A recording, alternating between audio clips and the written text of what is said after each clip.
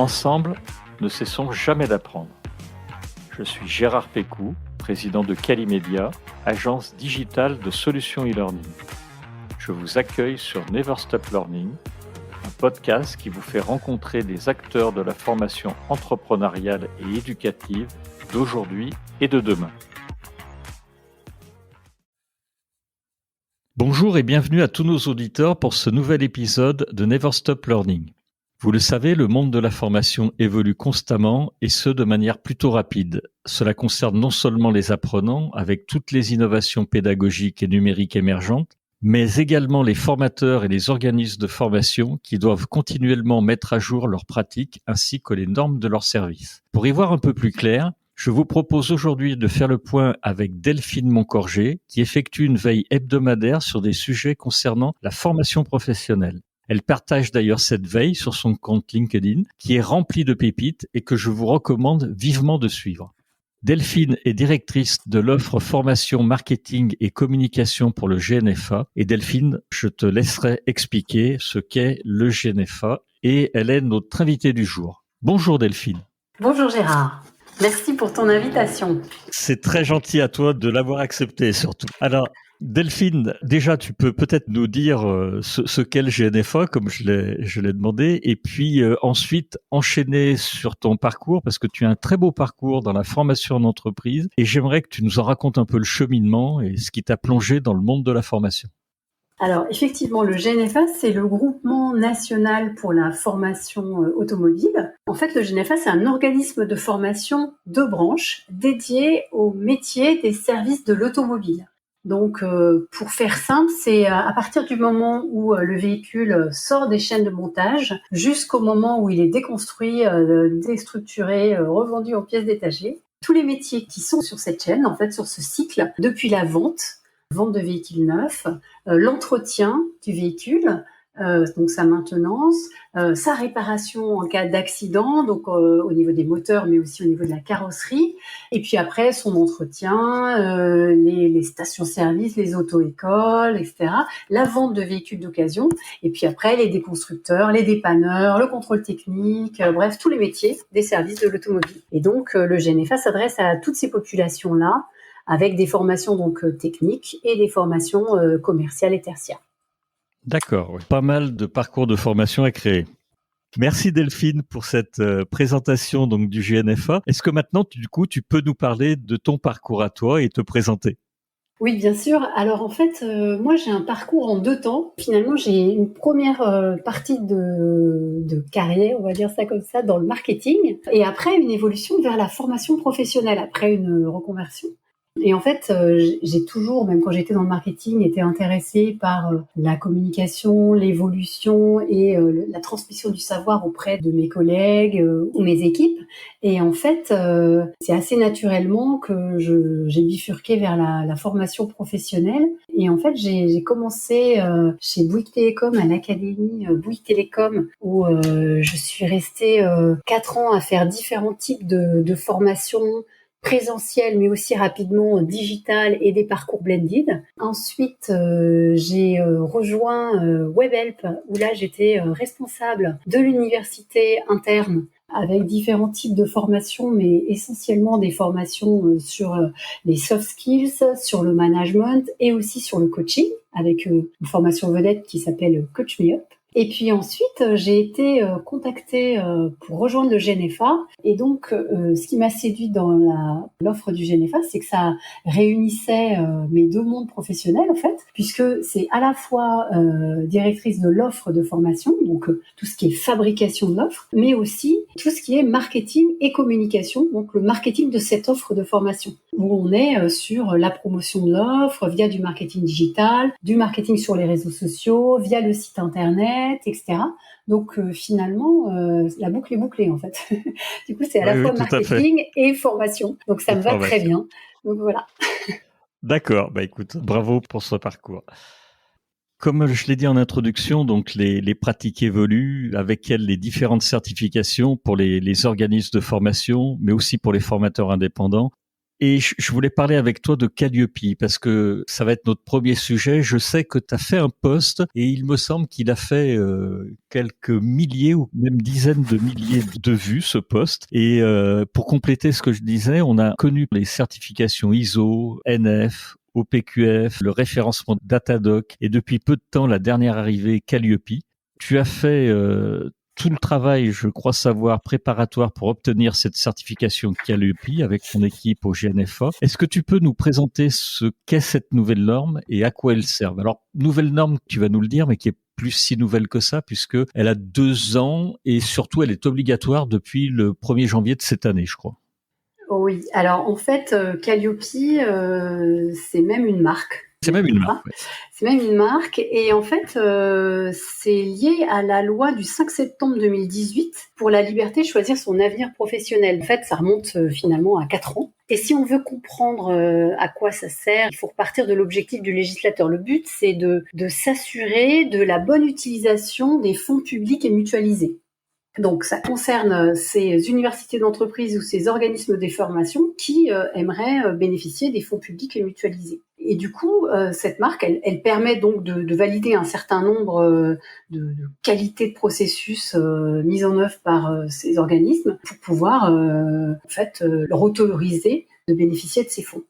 Voilà, basiquement ce que ça veut dire. La différence avec Datadoc que tu as évoqué, c'est que au moment de Datadoc, en fait, c'était les organismes financeurs qui contrôlaient et qui avaient la responsabilité de contrôler la capacité des OF à délivrer des formations de qualité. Là, avec Calliope, c'est les organismes de formation qui doivent apporter la preuve qu'ils sont en conformité avec le référentiel national. Puisque du coup, Calliope, c'est basé sur un référentiel national qui contient 7 critères qualité qui eux-mêmes sont subdivisés en indicateurs et la totalité des indicateurs sont au nombre de 32. Donc ça fait beaucoup d'éléments à vérifier en fait pour Exactement. bien en adéquation avec le référentiel national. Tu nous disais qu'effectivement, il fallait respecter un certain nombre de critères, des indicateurs, et c'est très long, en fait, à mettre en place. Concrètement, au GNFA, vous aviez fait comment pour obtenir cette certification? Alors en fait, au GNFA, nous avions un responsable qualité, toujours d'ailleurs, et juste pour préparer l'audit initial, puisque en fait je vais décomposer après comment ça se passe, on s'est aussi doté d'un alternant qualité. Donc on avait 2 personnes qui étaient dédiées à Calliope. En fait, comment ça se passe? C'est-à-dire que n'importe quel OF peut demander, donc ceux qui sont concernés bien sûr, mais peut demander la certification Calliope. Ils doivent contacter pour ça un certificateur. Les certificateurs sont des entreprises d'audit qui sont eux-mêmes certifiés par le COFRAC. Donc c'est aussi une démarche qui a eu lieu avant. Il y a un certain nombre de certificateurs, je crois, je ne me rappelle plus le nombre, mais qui ont été audités et confirmés par le COFRAC. Et c'est ceux-là seulement qui sont capables d'auditer pour certifier Calliope. Donc on fait une demande, ils nous font un devis, un contrat. Nous on en avait rencontré plusieurs et puis on a choisi l'ISQ. Et donc à partir de là, on planifie un premier audit initial. Entre la date de l'audit initial planifié avec son certificateur et la date à laquelle on signe le contrat, c'est là où tout commence en fait. Et c'est le travail qu'a mené le responsable qualité avec son alternant, avec toute l'entreprise, pour déterminer des groupes de travail, critère par critère, parfois indicateur par indicateur, pour voir, pour faire en fait un état des lieux de où on en était dans nos process, comment ça se passait, et simplement déjà les écrire en fait, parce que nous, en l'occurrence, on avait des process qui existaient, qui tournaient, etc., mais ils n'avaient jamais été écrits, rédigés, posés quelque part et partagés. Donc déjà ça, c'était le gros travail de pouvoir faire l'état des lieux des process et puis les écrire pour être sûr ensuite de pouvoir les restituer de façon claire à l'auditeur. Et puis après, il y a au-delà des process, il y avait tous les éléments de preuve qu'il fallait réunir pour pouvoir donc, comme je vous le disais, prouver qu'on était bien en phase avec les différents indicateurs. Donc ça, c'est fait par différents groupes de travail, des personnes concernées par les différents process. Et selon la spécificité du process, il y en a qui avançaient un peu plus vite que d'autres, parce que parfois, il fallait vraiment tout reposer à plat. Et après, je parlerai des bénéfices, mais du coup, ça permettait aussi, pour en donner un, c'est de se dire, en fait, ce process, on fait comme ça, mais on pourrait peut-être l'alléger, on pourrait peut-être faire différemment, etc. Et ça a donné l'occasion, des fois, de changer, de faire évoluer les choses. Donc, c'était une bonne opportunité en parallèle. Tu vas me lancer sur la prochaine question, puisque en résumé, l'intérêt pour un formateur indépendant ou un organisme de formation, c'est de prouver la qualité de ses services. Est-ce que toi, tu as remarqué une réelle différence sur le terrain avant et après Calliope? Et ton avis finalement que tu as commencé à nous donner en termes de changement sur cette norme, ça serait lequel aujourd'hui? Ce qu'on a observé, en fait, c'est que du coup, ça a permis de mettre en place, de démarrer une réelle démarche d'amélioration continue au sein de l'entreprise. Puisque, comme je disais, donc, on s'est posé les questions en mettant à plat les process, en commençant à les poser sur le papier, à écrire comment on faisait, de quelle façon, avec quel outil, avec quel support, qui participait, qui donnait à qui enchaînait, etc. Finalement, les gens ont communiqué entre eux et se sont commencé à s'interroger sur la pertinence de telle ou telle démarche, de tel ou tel support, de tel ou tel outil, etc. Et on commençait à se dire, oui, en fait, ça, oui, c'est vrai, mais bon, on pourrait faire comme ça. Hein. Donc, en fait, ils ont commencé à mettre en place une démarche d'amélioration continue de façon intuitive entre eux dans les groupes de travail. Et puis, des personnes qui étaient liées par un process, mais qui finalement se parlaient peu, en fait. Ils étaient séquencés et là, ils se sont mis à travailler ensemble. Donc, du coup, c'était bénéfique au niveau de l'organisation de l'entreprise. Ouais. Je dirais c'est les deux changements majeurs, hein, mais qui sont quand même super importants que j'ai vus. Et puis, forcément, bien sûr, on s'est rendu compte que c'était quand même plus agréable et plus constructif de travailler ensemble, qu'on allait plus vite, qu'on trouvait des solutions en mettant plusieurs cerveaux ensemble dans un groupe de travail. Voilà, donc c'était aussi motivant pour les équipes. Voilà, et ça se poursuit, donc c'est ça la vraie différence que j'ai pu voir. D'accord. J'ai aussi vu qu'il y avait tout un panel de formateurs ou d'organismes qui avaient critiqué cette nouvelle norme. Alors, souvent sur sa complexité et les contraintes qu'elle impose. Et ils la critiquaient aussi parce qu'elle semblait pas aller au bout des choses. Par exemple, sur les 7 critères, il n'y a pas de vérification réelle de l'acquisition des compétences, de la mise en pratique en situation terrain. En tout cas, c'est pas déterminant dans l'obtention de la certification. Tu penses qu'on verra apparaître une autre norme encore plus poussée? Et si tel était le cas, tu y serais favorable, toi? J'ai fait un petit tour de piste là pour préparer ce podcast et on a déjà plus de 39 000 prestataires certifiés début juillet. Donc il y a quand même pas mal de gens qui sont prêtés au jeu. Donc on sent que quand même le fait de bénéficier de ces fonds publics et mutualisés, ça motive les gens, même si c'est complexe, etc. Tout le monde y vient. Enfin tout le monde, ceux qui sont concernés. Oui. Alors effectivement, il y a un niveau de complexité à la première lecture du référentiel, et notamment pour les petites structures qui n'auraient pas justement la possibilité d'avoir une personne ou deux dédiée comme nous on a eu, et qui du coup font à la fois le commercial, la production, la facturation, et du coup ils se disent mais comment je vais pouvoir faire ça en plus? Mais finalement quand on réfléchit, tout est proportionné au nombre de formations qu'on anime et à la complexité de celle-ci. Et si c'est un indépendant par exemple, mais qui veut pouvoir prester pour quelqu'un et donc montrer qu'il est Calliope et lui-même pouvoir, pour ses clients, faire bénéficier des fonds mutualisés, par exemple, il aura une démarche simplifiée. Il n'aura peut-être pas de site internet, par exemple. Mais du coup, il montrera autrement sur le critère 1 la façon dont il met à disposition de ses clients les informations qui relèvent de ses formations. Donc, en fait, tout est proportionné finalement à la taille de l'organisme. Donc ça, c'est la première difficulté qui était sur la complexité et qui, du coup, peut effectivement freiner les personnes aux premières lectures du référentiel et les rebuter un peu, quoi. Après, il faut vérifier si elles ont vraiment besoin de recourir, enfin, si elles recourent vraiment à ces fonds publics ou mutualisés. Ça se trouve, elles peuvent fonctionner sans, et à ce moment-là, c'est pas le sujet. Et le deuxième point que tu avais toi-même souligné, c'est effectivement Calliope. Ça doit montrer qu'on est structuré, organisé pour informer les clients, qu'on a ensuite des formations qui sont ciblées sur les apprenants, qu'on les a bien étudiés, qu'on les a évalués à l'entrée, qu'on sait exactement où on veut les emmener via des objectifs pédagogiques, qu'on crée une formation qui répond à ces objectifs, qu'on évalue, etc. Donc, en fait, toute la démarche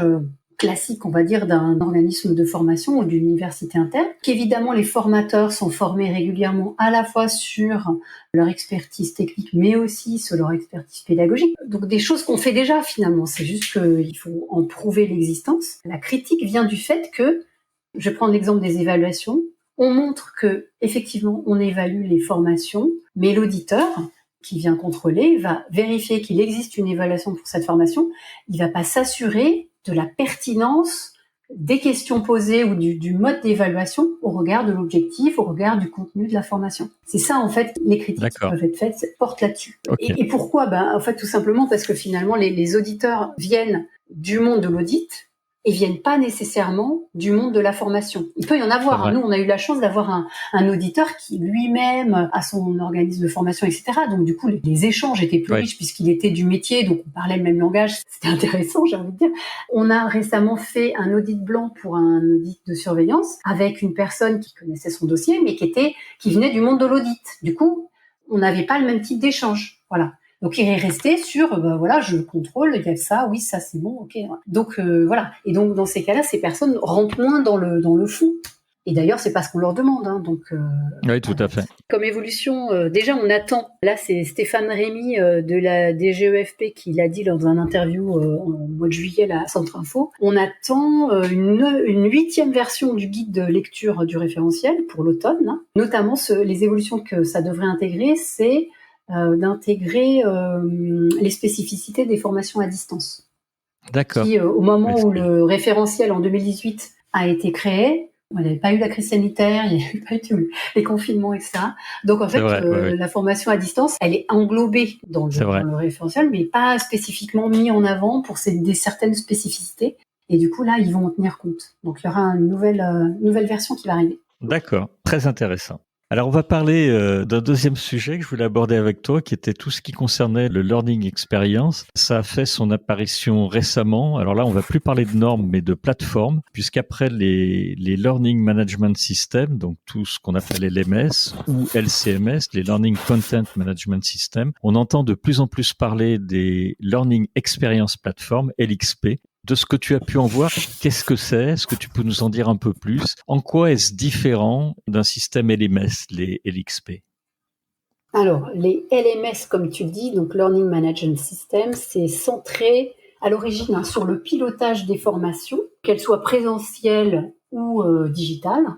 Et l'objectif, c'est pour le responsable formation ou le gestionnaire LMS de pouvoir planifier les formations, planifier les salles qui vont avec, attribuer des parcours ou des formations à des apprenants, vérifier qu'ils les ont bien faites, vérifier les scores s'il y a des learning par exemple, et puis établir des certificats ou des attestations, etc., et puis voir combien de personnes ont suivi. Voilà. Donc c'est le pilotage des formations, du plan de formation à travers cet outil, et donc la diffusion aussi des formations digitales. Donc ça, c'était le LMS au départ. Les LXP, Learning Experience Platform, c'est plus centré sur l'apprenant et l'expérience qu'il peut en dégager, et donc c'est principalement centré à l'origine, encore une fois, sur des formations digitales ou distancielles, et c'est surtout centré sur les échanges et les expériences de social learning, on va dire ça comme ça, ou du côté un peu ludique, gamifié de la formation. Et en fait, ça permet du coup donc tout ce qui est échange avec le formateur ou entre apprenants. Ça permet de donner des appréciations des notes, ou après avoir suivi une formation, d'envoyer un message à un tel, tu devrais la faire, elle est vraiment super, et ça. C'est un peu une façon d'envoyer, de communiquer comme on le fait maintenant avec les réseaux sociaux, finalement, qui étaient déjà un peu créés là-dedans. Et ça permet aussi que les apprenants puissent créer du contenu et le partager avec leurs pairs. Par exemple, des petites vidéos sur comment démonter un pneu en moins de 3 minutes. Par exemple, on fait une petite vidéo, hop, j'ai trouvé une manière, je fais mon tuto, hop, je le partage sur la plateforme. Les autres peuvent s'en inspirer ou pas, ou commenter, ou dire attends, moi c'est moins d'1 minute, bref, peu importe. Mais donc c'était ça à la base. Et puis finalement, en fait, ce dont on se rend compte, c'est que les éditeurs de LMS commencent à créer des nouvelles fonctionnalités dans leur LMS et les rendent plus interactifs, permettent aussi qu'on puisse déposer du contenu, qu'on puisse aussi se parler entre apprenants et avec le formateur. Donc finalement, ça tend à se rejoindre en fait tout ça, et pareil pour les LXP qui permettent aussi maintenant de programmer des formations présentielles, de sortir des scores. La différence est de plus en plus ténue entre les deux. Oui, c'est ça. C'est ça, elle est en train de vraiment de s'atténuer de plus en plus quoi. Alors justement, que l'on parle du coup de LMS, de LXP ou autre, qu'est-ce qui va pour toi caractériser une bonne plateforme digitale au final? Alors, tu as commencé à nous le dire, parce que tu en as cité notamment le social learning que tu as mis en avant. Du coup, le social learning, c'est créer la communauté d'apprenants, pouvoir échanger entre eux, pouvoir du coup maintenir des relations en dehors des temps formatifs synchrones en groupe, donc pouvoir échanger un à un ou même en sous-groupe s'ils ont des travaux à créer, ou même pour créer une communauté qui permettent du coup de maintenir l'intérêt pour cette formation, puisqu'en fin de compte, ils créent des liens, etc. Pouvoir créer du contenu, ça, je trouve ça super, parce qu'encore une fois, ça entretient la motivation, l'intérêt des apprenants pour la thématique de formation. Et puis, du coup, ça peut vraiment être pertinent et utilisé par le formateur comme des ressources supplémentaires, et du coup ça a une valeur en fait. Voilà. Et puis après c'est aussi encore une fois donner des notes. J'imagine dans une université interne, s'il y a un groupe qui commence, s'ils notent la formation, s'ils mettent des commentaires, etc., ça peut donner envie à d'autres dans l'entreprise de suivre cette formation. Et voilà, ça contribue au marketing de la formation en interne, et puis ça permet de diffuser cela sans qu'il y ait un effort contraignant d'imposer, d'inscrire obligatoirement une formation. Du coup là, c'est juste par entre guillemets le bouche à oreille, mais qui se matérialise via ce social learning. Voilà. C'est ces éléments-là, moi je trouve assez intéressants. Même si au fond il n'y a rien de nouveau, c'est-à-dire dans la formation présentielle à l'ancienne, on faisait des sous-groupes, les gens travaillaient ensemble, ils se parlaient, ils pouvaient aussi se dire j'ai fait la formation machin, tu devrais te demander qu'on t'inscrive, elle est super. C'est la même chose, sauf que maintenant c'est en digital, et que comme les gens font souvent des parties digitales, en individuel ou en asynchrone, finalement c'est l'endroit où ils peuvent échanger avec les autres qui finalement pareil, se connecteront à un autre moment et auront l'information d'une façon ou d'une autre, en fait. On s'adapte au mode de consommation de la formation, en fait, et à l'évolution. Donc ça, c'est effectivement pour moi important qu'il y ait cette brique-là.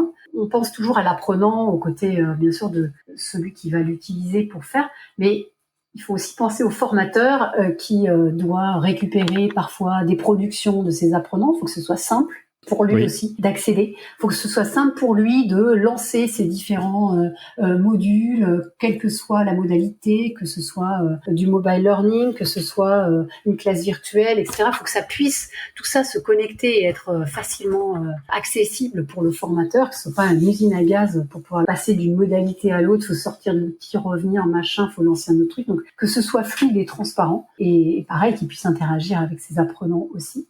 Et puis qu'ils puissent avoir les scores de réussite, qu'ils puissent avoir des informations à l'issue du passage d'un mobile learning, d'un e-learning, etc., sur les apprenants de son groupe, qu'ils puissent aussi accéder aux évaluations, qu'elles soient en cours de parcours ou sommatives à la fin, qu'ils puissent accéder aux évaluations de satisfaction également. Enfin, pas que l'administrateur, en fait, qui ait ces informations, mais aussi le formateur, pour pouvoir réajuster si nécessaire, revenir sur des notions s'il voit que au niveau des évaluations il y a eu des mauvais scores sur certains éléments, ou les réinterroger, ou voir ce qui cloche, se réajuster, et puis se poser les questions si c'est en termes de satisfaction, et puis être motivé lui aussi, et qu'il n'y ait pas une espèce d'écran opaque entre lui et sa formation et ses apprenants.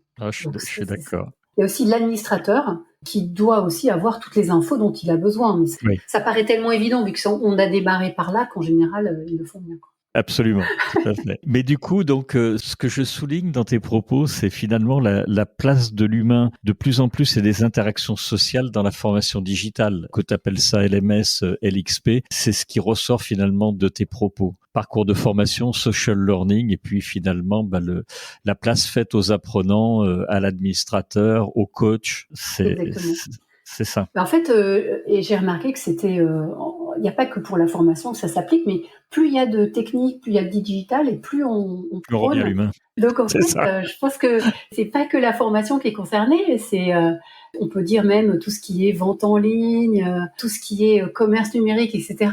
On voit que les entreprises sont justement très sensibles à la relation client, qu'elle soit par l'intermédiaire du livreur qui est maintenant hyper formé sur la relation client, le sourire, la politesse. Les livreurs qu'on a aujourd'hui, c'est plus les mêmes qu'il y a 10 ans, hein, et du coup, ça n'a rien à voir. Et pareil pour la relation client-téléphone. Donc en fait, on voit que plus il y a de techniques de distanciel, plus l'humain est important, et la formation n'y échappe pas. Absolument, je suis complètement d'accord. Alors, on va arriver à la troisième partie de ce podcast sur les formateurs et comment on pouvait mettre à jour ses connaissances. Alors, cette partie, elle est issue de l'un de tes posts où tu avais réalisé un sondage auprès de professionnels de la formation afin de savoir comment ils se formaient. J'avais trouvé l'idée vraiment super, car on parle beaucoup des apprenants, mais on oublie que souvent les formateurs passent aussi par cette case de départ. Et d'ailleurs, on va concevoir un épisode, on est en train de le réaliser avec Jérôme Boquet, on va reparler de ce sujet-là.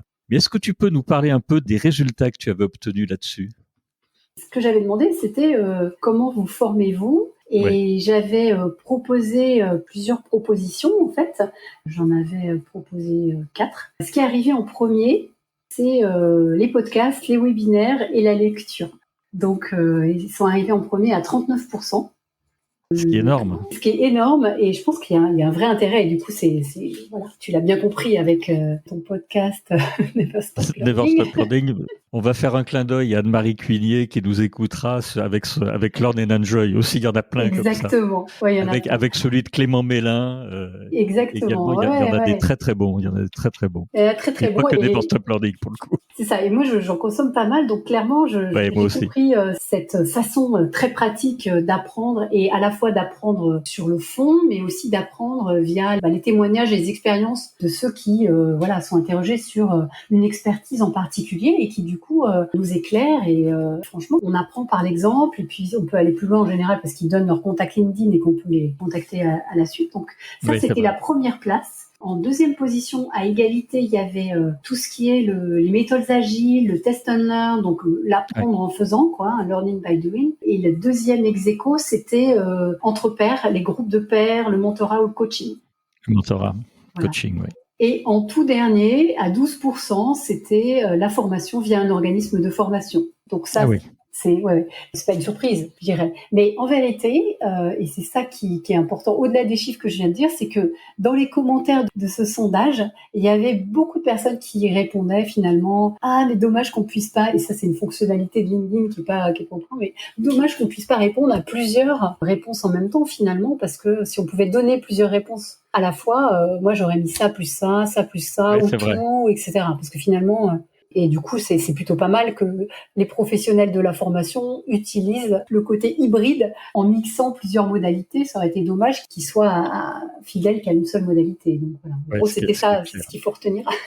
Absolument. Là aussi, complètement d'accord. Tu parlais également de la multiplication alors quand je dis tu parlais, c'est dans tes différents posts, de la multiplication des sources d'informations. Alors, ça peut être des chaînes YouTube, des comptes TikTok, Instagram, Facebook, etc. En fait, je voulais te parler plus globalement de contenu qui était généré par, finalement n'importe quel utilisateur. Qu'est-ce que tu penses de cette généralisation du savoir et des risques qui pourraient s'en suivre quant à la fiabilité de ces informations-là?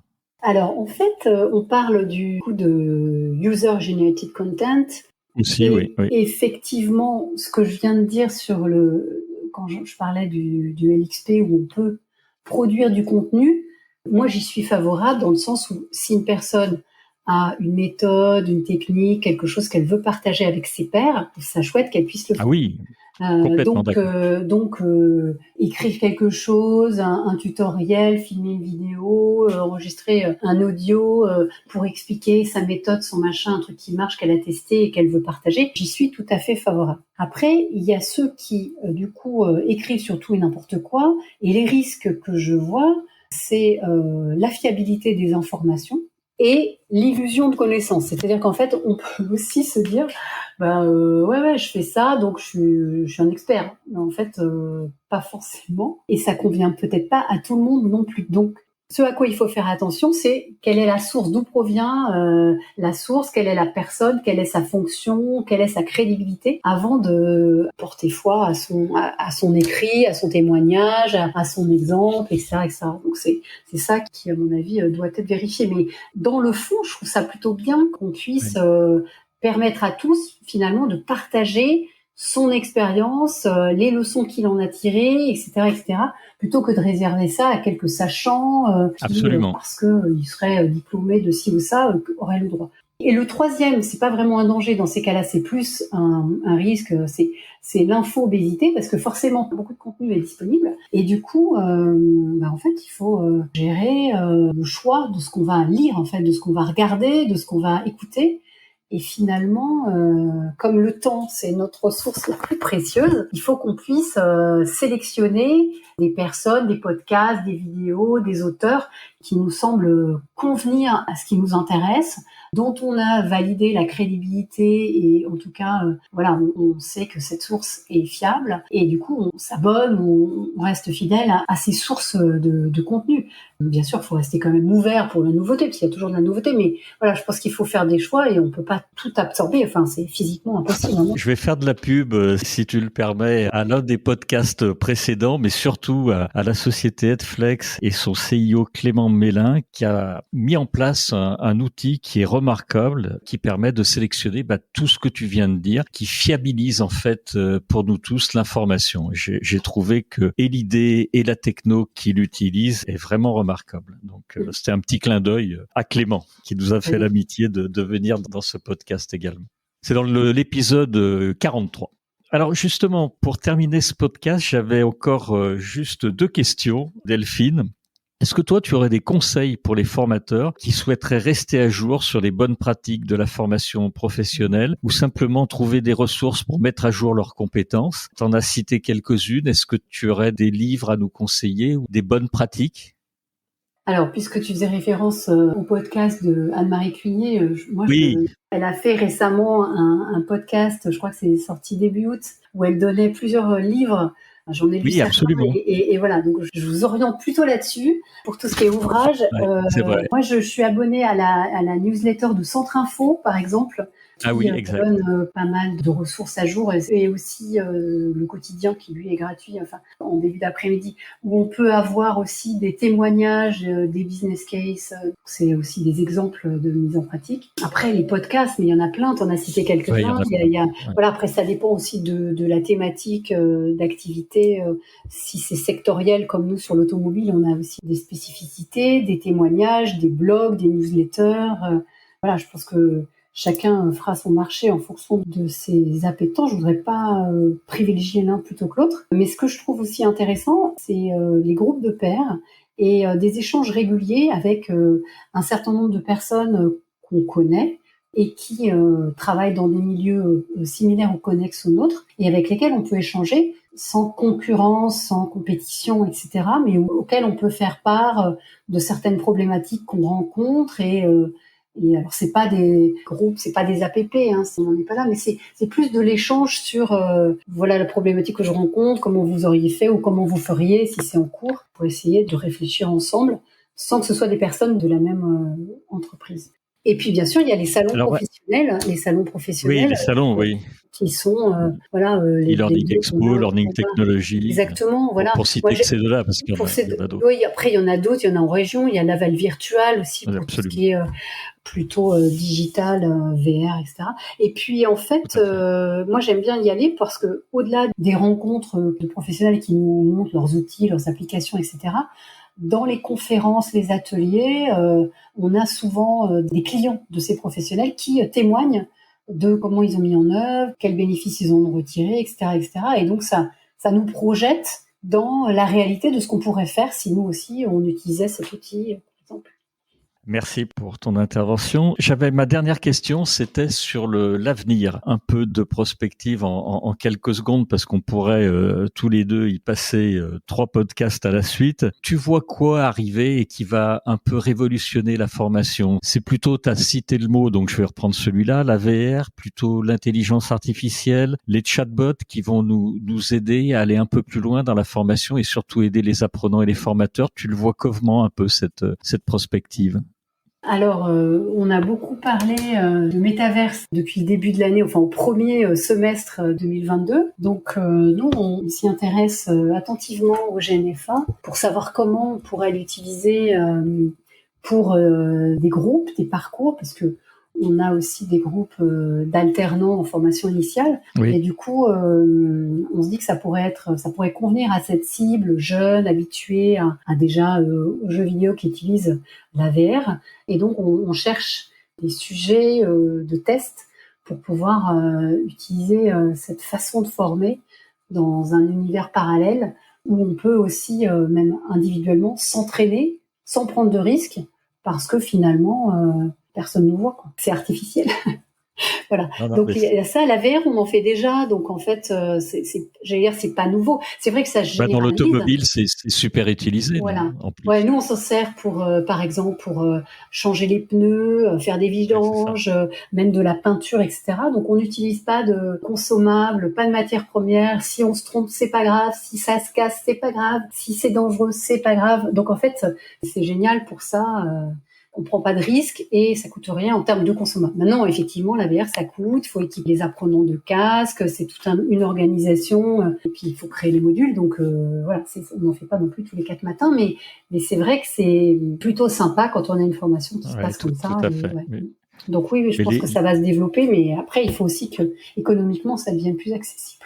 Ouais, mais les GAFAM sont en train de s'y occuper. Je crois que Google, ces Google Glass ont eu beaucoup de problèmes. Mais je crois que Microsoft et Apple sont en train de nous préparer des choses assez sympas qui nous permettront peut-être de nous passer au final des gros casques qui sont un peu lourds actuellement. Tu faisais référence aux casques, mais c'est vrai que oui, c'est ça. avoir 500 grammes sur la tête, c'est un peu... Mais Gérard, en fait, moi récemment, j'ai eu l'occasion de tester un casque de Microsoft, justement. Ah oui. Et on est plus dans la réalité mixte que dans la réalité virtuelle. Oui, c'est-à-dire qu'en fait, le casque, il est tout léger et en plus, on continue à voir l'extérieur, donc on n'est pas complètement désorienté au bout d'un moment quand on enlève le casque. Et on peut interagir avec le groupe tout en en faisant appel à des ressources qui sont accessibles via le casque. Donc ça, c'est aussi un autre mode. Ça peut être c'est différent parce que du coup, c'est pour rester en contact avec ou être à distance avec quelqu'un. Mais oui, en tout cas, on est à l'écoute, nous, pour continuer à tester des nouvelles modalités comme ça qui nous projetteront vers l'avenir. Je sais que tu es à l'écoute et on continuera à te suivre sur LinkedIn parce qu'il y a comme je disais vraiment en entrée, je le pense sincèrement, il y a des pépites sur ton compte et c'est très, très sympa. On arrive donc maintenant à la fin de ce podcast. Je voulais vraiment te remercier, Delphine, pour ces témoignages. Merci pour tes posts réguliers. Et puis, je voulais remercier tous nos auditeurs également qui sont allés avec nous jusqu'au bout de ce podcast. Et puis, un grand merci encore une fois à toi, Delphine, à nos auditeurs. Et on va se retrouver dans 15 jours comme d'habitude. Merci Gérard, merci pour ton invitation. Delphine. Merci beaucoup.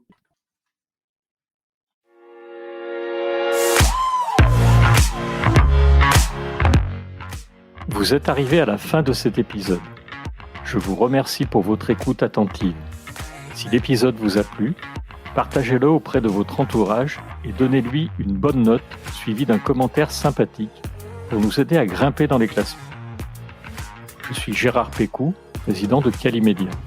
Si vous cherchez une solution e-learning, rendez-vous sur calimedia.fr. Notre équipe vous accompagnera avec un très grand plaisir. Nous nous retrouverons dans le prochain épisode de Never Stop Learning pour qu'ensemble, nous ne cessions jamais d'apprendre.